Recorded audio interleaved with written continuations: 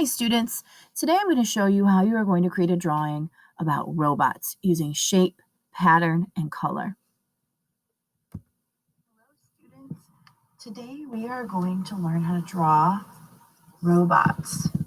Please excuse the extra paint and marker on my hands as I draw. That idea of using shapes to make our robots. Let me tell you the different steps to this assignment. Step 1. You're going to draw one or more robot or robots, using shapes. Use a pencil for that first part. Then you're going to draw a line behind the robot, kind of like where the wall would meet the floor, and you're going to create a room for the background. So these robots need to be in a room.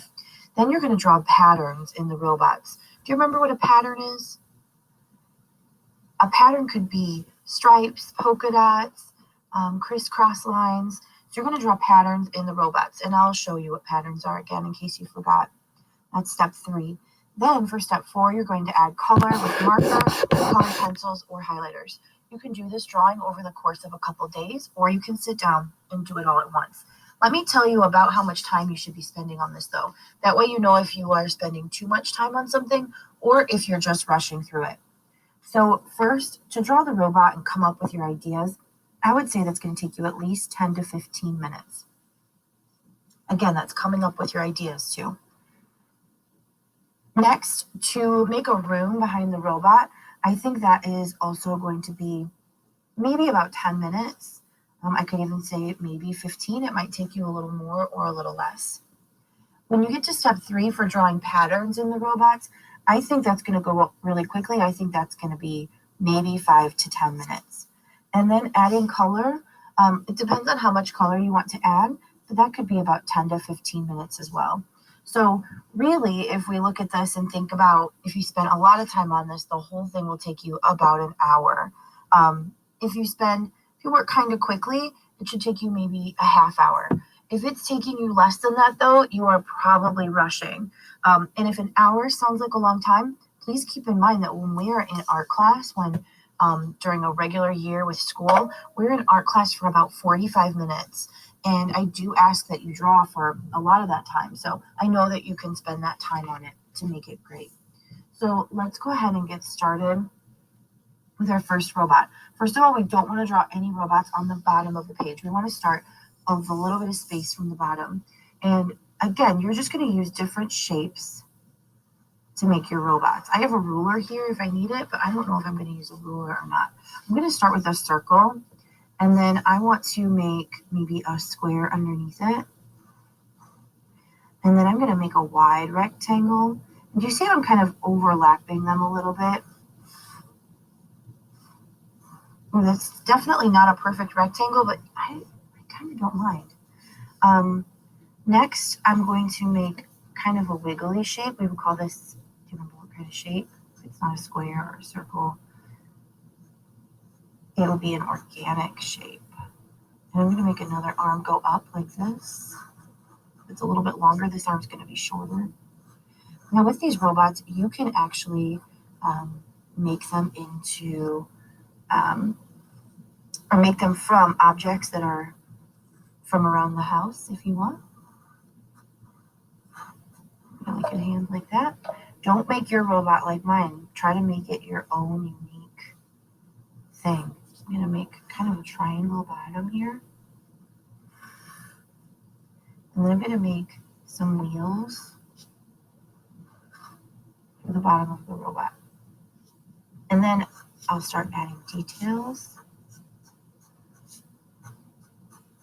And then we also want to end up using patterns, remember. So I might make a pattern that's circles or dots.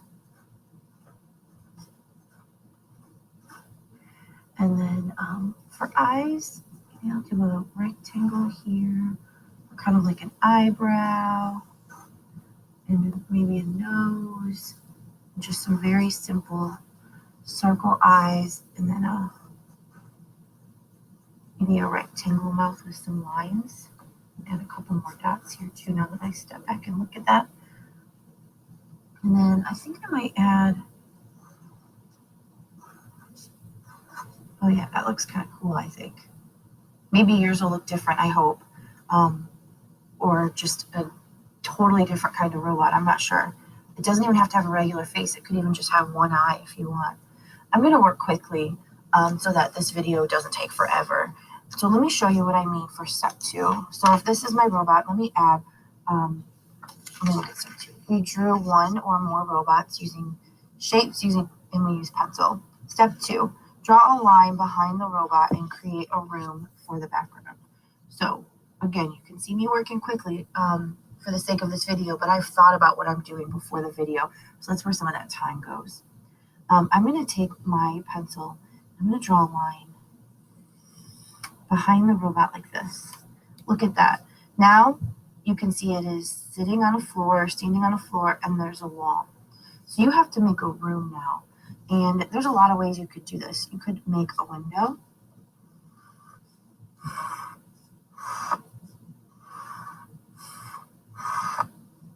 Oh, my line. I'm going to fix that a little bit later. And maybe that's a window. Okay. You could make a chair or a house plant. You could make a lot of stuff around the room that the robot has to clean up. Maybe I'll do that. Maybe I'll make some kind of shapes and forms here.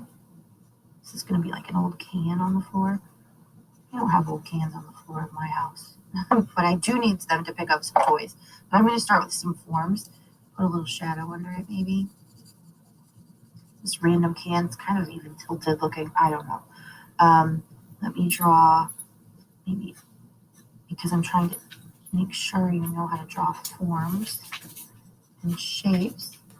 I'll make this little cube thing. Maybe it has numbers on it, like a toy. But I'm going to add color later, so I shouldn't do too much to it. I'm going to make a plant now. And I want that plant to be sitting on the ground. And I also want it to overlap the wall. So here's how I'm going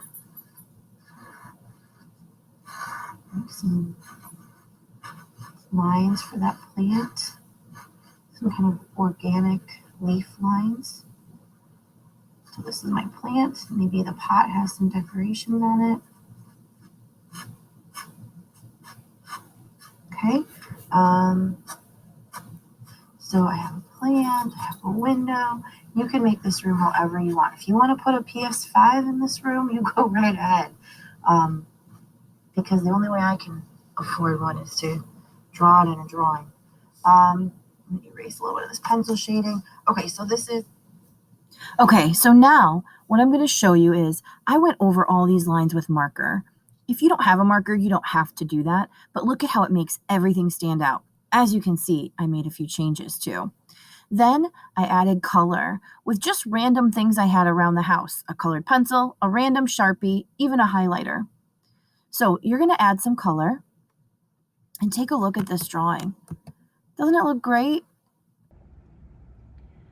Let's talk a little bit about what makes this drawing successful. One, it has a robot, and the robot is not a copy of another robot from a cartoon or something else.